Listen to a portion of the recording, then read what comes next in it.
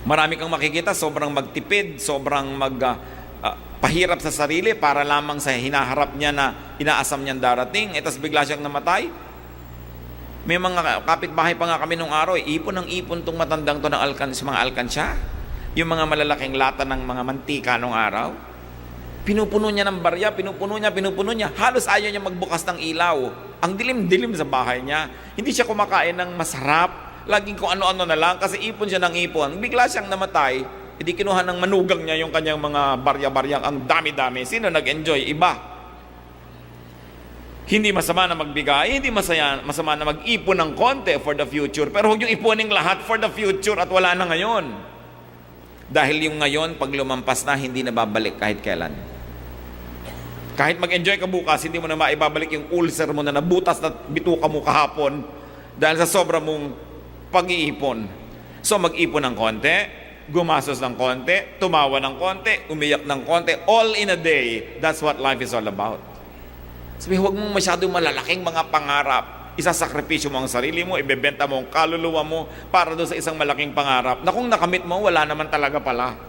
It's a chasing after the wind. That's what he calls it. So, anong sinasabi niya dyan tungkol sa hari na matanda at sa isang bata? That it can be better to be young. Nung araw kasi pag young, hindi yun advantage. Sineselebrate ka pag old ka na. Yung puti na ang buhok mo, may uban ka na, wow, ang dami mo nang alam, kahanga-hanga ka na. So, nung araw, disadvantage maging young. Baligtad na yan ngayon, di ba? Ang gusto na ng tao ngayon, young siya at ayaw niya maging old. You know why? Because it takes a lifetime to learn nung araw. Ngayon, isang pindot mo lang sa computer, lahat ng tanong mo nandun na, malalaman mo na agad, hindi mo na kailangan maging matanda para marunong. So, hindi na ngayon garantiya na ang isang matanda nga ay marunong. Kadalasan nga, kung sino pa yung matanda, ang naiiwan ng karunungan pagka hindi siya sumabay sa agos ng panahon. Kaya ngayon, hindi na masyadong nagiging katangian na maging matanda. Kaya ayaw na ng taong tumanda. Gusto niya kahit 70 siya, mukha siyang 20. Kasi nga, naiba na ang pagpapahalaga. So, panahon ni Solomon, kapintasan maging bata kasi ibig sabihin, wala kang kaalam-alam. Kaya sabi niya, it is better to be young. It can be better. Sabi ganon. Because the old will die. It's pointless. It can be better to be poor than being rich. It can be better to be ordinary than being a king. Why? Because fortunes can and will change. Sabi, nagbabago ang takbo ng panahon. Yung dating sikat ay lumulubog. Yung dating mayaman ay naghihirap. Reversals can happen. Positions can be reversed. So, why work so hard? Hindi naman niya sinabing, don't work at all. Pero ang sinabi lang niya, dapat alam mo kung hanggang saan na lang. Because a person must never miss enjoying life every day, every week, every month, every year. Because that year can be your last. Even a foolish king, and even a foolish young man can become a wise king. But even if he became a wise king, he will still die anyway. He will be forgotten anyway. So, don't strive to be remembered. Tanggapin mo na lang katotohanan na liban sa mga konting nagmahal sa'yo, wala nang ibang magpapahalaga pa sa'yo at wala nang makakaalala pa rin sa'yo. So, huwag ka na lang masyadong magsikap na maalala, to make a mark, to make a name, because that will be a chasing after the wind. So, what is good? To be alive. It's good to be alive. What is better? To die. And what is best? Not to be born at all. Can you imagine this? Hindi dapat tayong ma-depress dyan. Kasi what we have now is good. What can still happen is better. When the Spirit returns to God. So strive for spiritual ability to transcend this evil world. Sabi niya, napakasama ng mundo, napakarumi ng mundo. So anong dapat natin gawin ngayon mga kapatid? Malampasan natin ang karumihan na ito, malampasan natin ang mga limitasyon na ito habang narito pa tayo. Hindi natin sasabihin na balang araw, pag nandun ako sa kabilang buhay, lilinis din ako. Hindi. Dapat ngayon pa lang, linisin natin ang ating buhay para malampasan natin ang mga karumihan na nasa ating paligid. Hindi natin sasabihin na balang araw, magiging makapangyarihan din ang aking espiritu. Ngayon pa lang. Pwede na yan na palakasin. So what is important is to strive for spiritual ability to transcend this evil world and to return to the spiritual world even before our physical death. Pwedeng mangyari na ang espiritu natin ay makasampa, makarating, makaabot na dun sa kabilang daigdig ng espiritualidad kahit nandito pa tayo sa lupa. Sa Matthew 12:28, the kingdom of God has come upon you. Yan ang sabi ni Jesus. Dumating na sa inyong kaharian ng Diyos. Hindi na kailangan kayo mamatay at magpunta doon. Dumating na. Therefore, it is available. Pwede nating malampasan ang mga hirap, malampasan ang mga karumihan, malampasan ang mga kahinaan ng mundong ito in a spiritual way. Why? Sa Luke 17:21, ang sabi rin ng Panginoong Jesus, the kingdom of God is within you. The kingdom of God is not a place you will go after you die. The kingdom of God is not an event that you await to happen, that you wait for.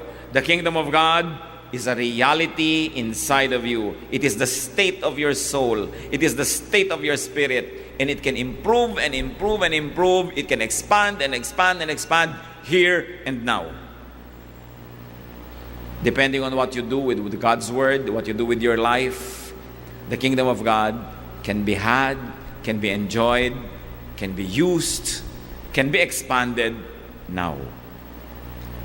At habang naghahari sa atin yung kaharian ng Diyos na yan sa ating puso, doon natin makikita what is meaningful and what is meaningless.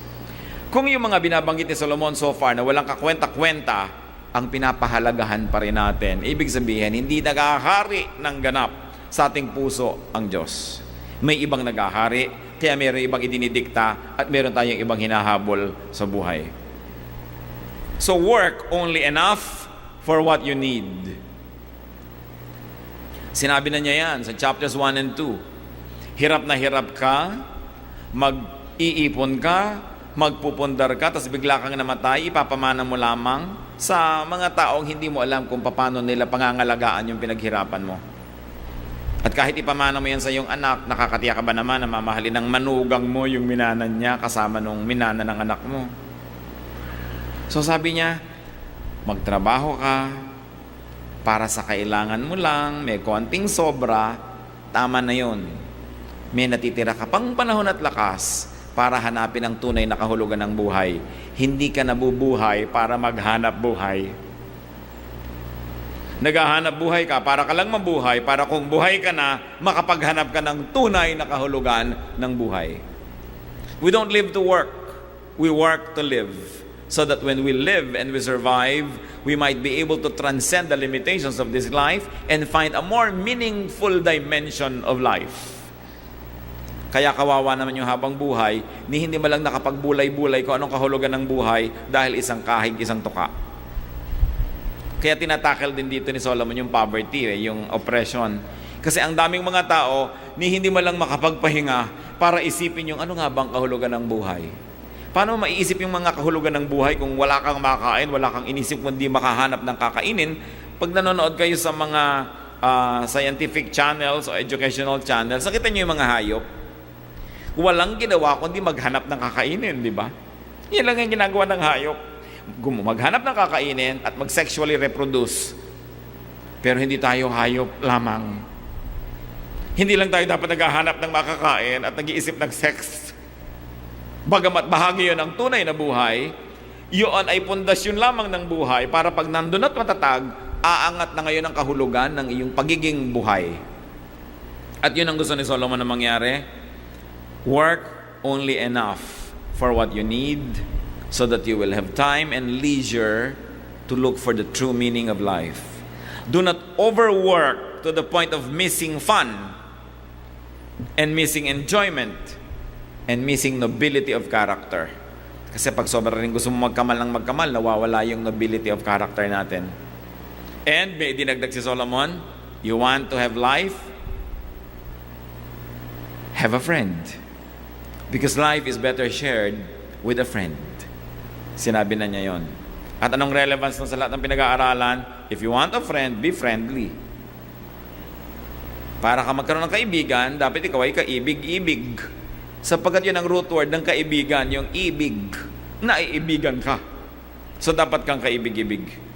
And he says that fortunes change. So don't hold on too much to whatever you have because time can be reversed. And it is so comforting. Kumisan ko, ang dami mong tinatamasa sa buhay, natatakot ka magpalit ang panahon. Pero malay mo na, ang pagpapalit mas magkaroon ka pa. Pero ang napakasarap niyan, kung walang-wala ka, alam mo rin, ay gumugulong ang buhay. Nagpapalit ang panahon. Ang mahalaga lang, lumalagay ka doon sa kung saan dadaan yung pagpapala. And when you study spirituality, you will realize that there are lifestyles, there are mind frames, and there are activities that attract blessings. One of that is giving. One of that is generosity and kindness. That attracts blessings. Because in spirituality, a lot of things are true on the reverse. Like, you keep only what you give away, and you lose what you selfishly try to keep. Look at love. When you give it away, it goes back to you. You keep it by giving it away. But keep love to yourself and love only yourself, and nothing happens. Nobody will love you. No love goes around. Fortunes can change. So whatever you have now, enjoy it. Share it with people, and in the process, win friends. So that when your fortunes change, you will have unchanging friends. And that will divide your difficulty. Because fortunes change, travel light. Huwag kayong masyadong maraming requirement para sumaya. Turuan ang sarili na sumaya kahit papano. Hindi laging maraming requirement. And do not take yourself too seriously. Remember this, nobody will remember you and me. Don't even think of being remembered. Because even if we got remembered, it will only be for a while. So if you're not going to be remembered, what does it mean? Live for the here and now. Live the moment, seize the moment, enjoy life, give, be godly, so that when you have to go, you have no regrets. Dear God, thank you for your reminders. Salamat sa mga karunungan ni Solomon. Panginoon, kahit paulit-ulit yung mga sinasabi ni Solomon sa bawat verse, sa bawat chapter, ituro mo sa amin kung ba't ito paulit-ulit. Siguro talagang napakatigas ng ulo ng tao na kailangang ulit-ulitin para matandaan at maunawaan. Pakita mo sa amin, Panginoon, kung anong buhay, kung anong halaga nito. Huwag kami magpalampas ng isang araw na hindi kami nabuhay ng totoo. Huwag kami magpalampas ng isang linggo, ng isang buwan na wala kaming minahal at wala kaming pinayagang magmahal sa amin. Turuan mo kami, Panginoon, na tumanggap at magbigay, makiisa sa aming kapwa. At nang sa ganon, dumaan man ang hirap, dumaan man ang saya, meron kaming kasalo. Sapagkat alam namin, Panginoon, na saya man at sarap, walang kwenta kung walang kasalo. Lalo naman kung hirap at pagdurusa, mas mabigat kung walang kasalo.